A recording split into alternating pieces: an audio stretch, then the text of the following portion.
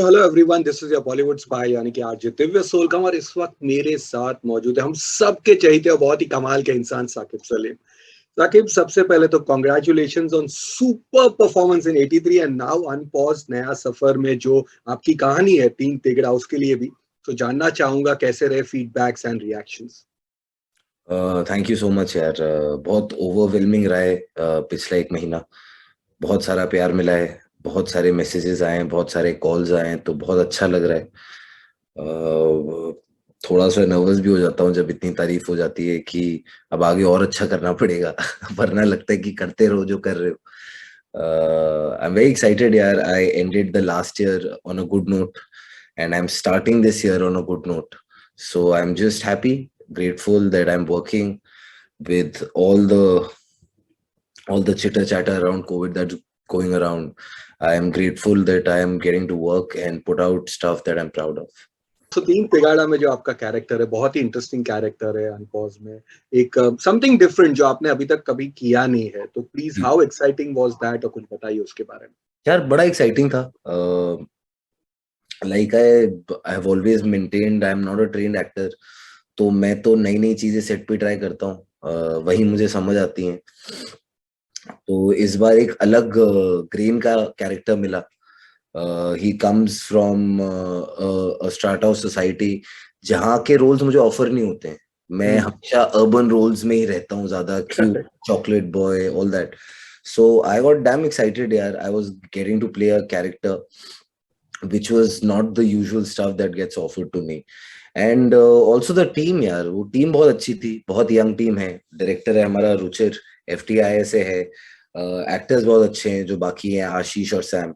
So I felt like वो synergy ना correct थी यार दिव्या सेट पे। And even when I met them before the film, so I just got excited reading the material. यार कोई मेरे बारे में ऐसा सोच रहा है, इतना रॉ रोल प्ले करवाना चाहता है। तो मजा तो बहुत आया। बट लाइक आई सेड, मैं डिस्कवर हर दिन सेट पे ही करता हूँ जब भी कुछ करता हूँ।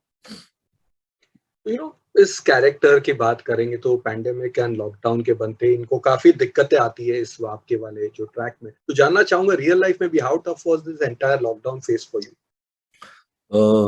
नॉट वेरी गुड यार, टू बी रियली ऑनेस्ट। तो पहले तो जब फर्स्ट लॉकडाउन पड़ा तब तो एक एक्साइटमेंट थी। पहली बार लाइफ में कोई चीज हो रही थी, ऐसा कभी हुआ था नहीं हमारे साथ। सो एक एक्साइटमेंट थी कि अच्छा अब कुछ करना ही नहीं, घर पे ही रहना है। ऐसा कभी बचपन में भी नहीं होता था। इतना फ्री तो मैं बचपन में भी कभी नहीं था। सो पहले तो एक नॉवेल्टी थी कि पहली बार कुछ हो रहा है, कैसा हो रहा है। But after that when once I started seeing what is happening around with the amount of cases, first lockdown तो चलो किसी तरह करके निकल गया। The second lockdown I think caught us off guard and we weren't really prepared for it. So and I saw a lot of loss during that time, not to my immediate friends and family, but everywhere, wherever I was reading, whatever I was seeing, it was just not a very good feeling to be going through. But somehow we all stuck through it and we all came together. And now, when we are like a lot of people are saying, now we are in the middle of the third wave. But I feel like we have gotten into this wave slightly better prepared from our early experiences. तो एक यार एक sense of sadness to thi because of what was happening, and one couldn't really do anything about it. All one could do is sit tight, sit at home, make sure there is social distance. If you meet somebody, wear a mask if at all you have to go out. Besides that, one couldn't really do anything. But I felt like in that time, na Divya, a lot of people started coming together, and this is what I saw in my life, and started helping each other out. And I saw that as the silver lining of the pandemic, because यार उसमें if we got together as a society, so there is मतलब अभी सही होगी ये चीजें। that just gives me faith कि अब आगे जाके चीजें ठीक होंगी। Fingers cross for that.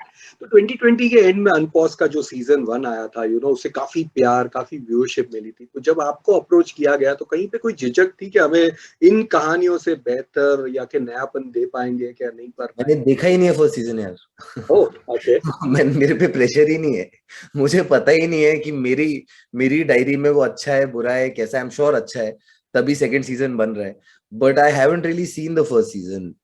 So and I'm just reacting on the basis of the script I read for my film, and I really connected with it because एक उसमें वो relatability थी, because हम सब गुजरे एक पैंडेमिक से, तो एक करेक्ट। सेंस ऑफ था कि यार ये तो हुआ था ना, ऐसा तो सुना था, अरे उसके साथ हुआ था ना, उसके दोस्त के भाई के साथ। सो आई फेल्ट लाइक वो बहुत था इस स्क्रिप्ट में। So I feel somewhere I connected with that, and I feel like when people will also see it, they will also connect with it. अच्छा, आज एक ऐसा दौर चल रहा है जब कंटेंट ड्रिवन फिल्में, सब कुछ, हर कोई जिसे देखो वो सब content driven cinema, OTT, web shows, ये सब कर रहे हैं। बट आपने बॉम्बे टॉकीज में एक डेयरिंग भूमिका निभाई थी, और उसके बाद हवा हवाई में एक गट्सी रोल किया था। ये मैंने पहले भी आपको कहा है, गट्सी, बिकॉज वो कहानी थी एक बच्चे की, और स्टिल यू केम आउट। लोगों ने आपका जो रोल था वो बहुत पसंद किया था। तो काफी टफ हुआ होगा वो पूरा फेज, क्योंकि हार्डली एक्टर्स ऐसे रोल उस वक्त कर रहे थे। यार पता है, मुझे ना एक कंप्लेंट है, हमेशा ना लोग, जब मैंने ये काम किया था ना, तब इस काम की इतनी बातें नहीं करते थे। अब आज व्हेन 7-8 साल हो गए हैं, so when people talk about it, I'm like, yeah, you should have spoken about it then. I had given 4-star ratings to Hava Hawai. Yeah, that's very sweet of you. But to be really honest, Divya, मैंने यार कभी ऐसे सोच के किया ही नहीं कि gutsy है, बोल्ड है, या अरे करना चाहिए नहीं करना चाहिए एक लीडिंग मैन को। मुझे तो ये था कि यार बॉम्बे टॉकीज जब मैं कर रहा था, मेरा सिर्फ एक ही डर था कि मेरे पापा क्या कहेंगे, because he comes from Delhi, and I felt like at that time ना there was पेरेंट्स की यार अंडरस्टैंडिंग इन सारी चीजों के बारे में कम होती है। सो आई फील लाइक वो भी इवॉल्व हुए हैं with time, and I felt like मैंने ऐसे सोच के नहीं किया था।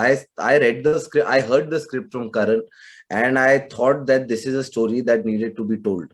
तो मैं बहुत इंस्टिंक्ट पे काम करता हूँ यार। If I like something, I am an actor, मुझे तो अलग अलग रोल करने ही है।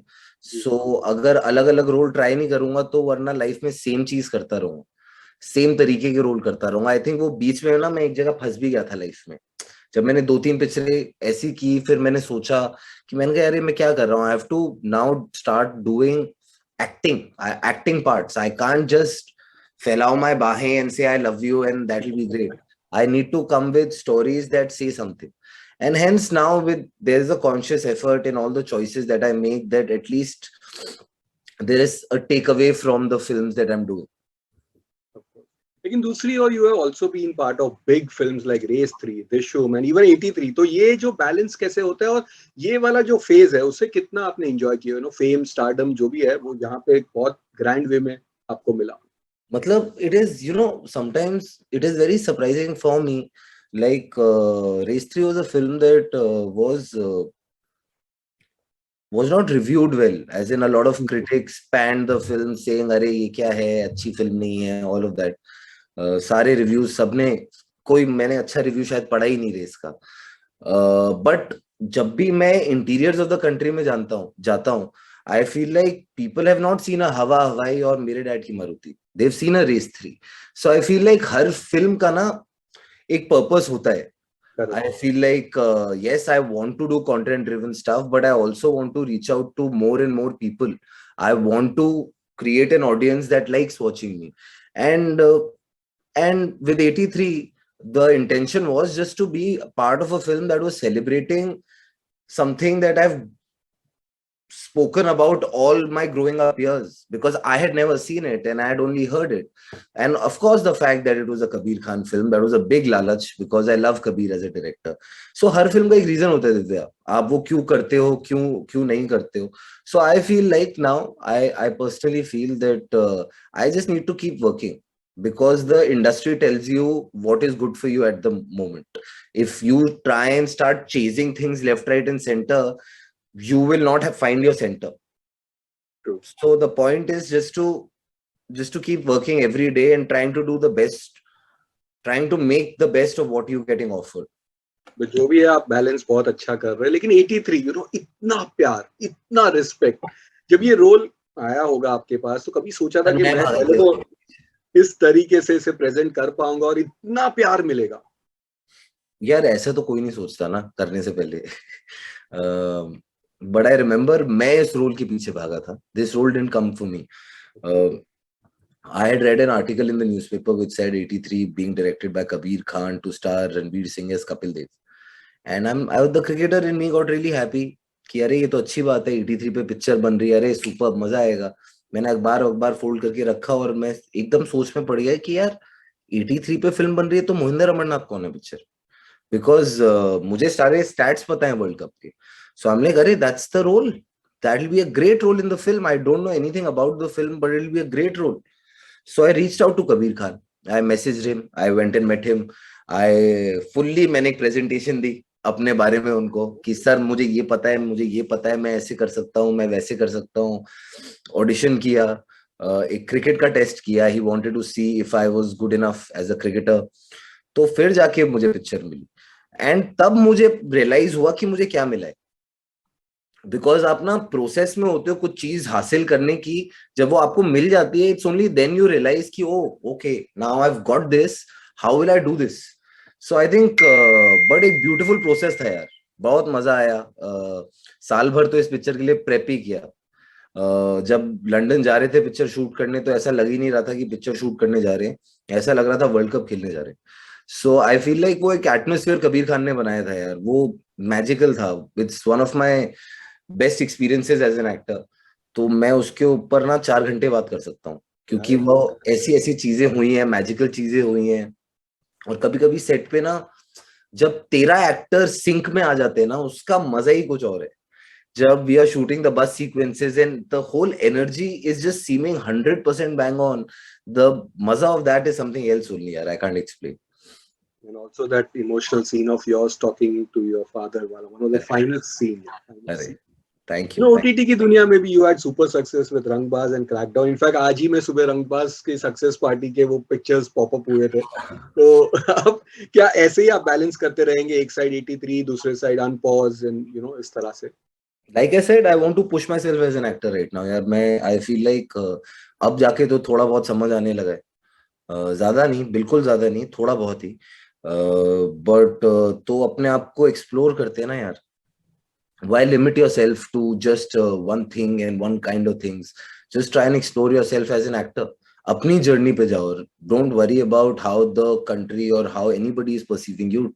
Try and have, try and find your own direction first. The kind of stuff you enjoy doing. So I'm going to do stuff that interests me. It can be on any platform, but yes, the maza of just being on the big screen is something else. The maza of 83 was something else when we were watching it all together. Of course, you can never take that away from me because that's what I've grown up on. But I feel like now with the advent of the OTT world, there are ample opportunities, ample interesting content pieces that one can be part of, because acting करने को तो वही मिल रही है अच्छी. सो I feel like एक balance maintain करके रखना है, वो जरूरी है. बट वो कॉन्शियस नहीं है, वो बिल्कुल भी कॉन्शियसली मैं उसके बारे में हमेशा सोचता नहीं रहता हूँ. आई गो बाय माई गट. अभी तो पिछले 2-2.5 साल से तो सब बंद ही था, तो 2-3 चीजें मैंने डिजिटल पे की. सो जो जहां मौका मिलेगा यार, वहां मैं चौका मारने की कोशिश करूँ. चौका नहीं, छक्का मार रहे हैं आप. तो फोर्थ कमिंग प्रोजेक्ट्स के बारे में बताइए. I am doing the season 2 for crackdown right now. That's in the shooting process.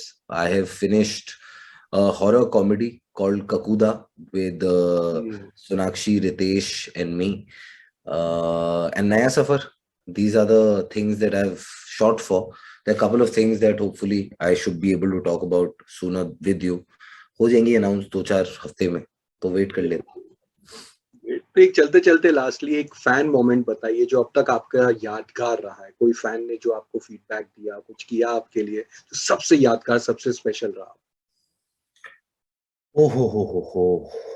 तो आई एम श्योर 83 के बाद तो सबकी रील्स एंड स्टोरीज तो भर गई थी पूरे, बट उसके साथ साथ इतने इतने लंबे लंबे कसीदे लिखे गए हैं, इतने लंबे लंबे एसेज लिखे गए हैं about how people saw something in my eyes. मुझे ही नहीं पता था कुछ था बट लोगों को दिख रही थी. सो आई फील लाइक इतना रिस्पॉन्स, इतना ओवरवेलमिंग रहा है ना यार. There have been so many things that have happened. Like for instance moments like what are special to me, if you ask, I was having in Udaipur, I was in Udaipur for New Year's and वहां पर मैं lunch कर रहा था. And there must have been a guy about 60, 65. He was sitting on the other table. He called me out from the other table. He didn't even know my real name. He just looked at me and said, Jimmy. And I looked at him and he just did this. And for me, that's bigger than 1,000 words. Yeah. So I feel like stuff like this is happening यार. So वो बहुत दिल को खुश कर देती हैं चीजें. अच्छे अच्छे मैसेजेस आ रहे हैं लोगों के. रोज सुबह उठता हूँ 2-3 मैसेजेस होते हैं किसी ना किसी के, तो अच्छा लगता है. चलिए और भी प्यार के लिए तैयार रहिए बिकॉज अनपॉज भी आ रहा है. 83 will be also coming on OTT. So ढेर सारा प्यार on your way and thank you for being with us and lots of love to you. Thank you, Divya. Take care of yourself. Take care.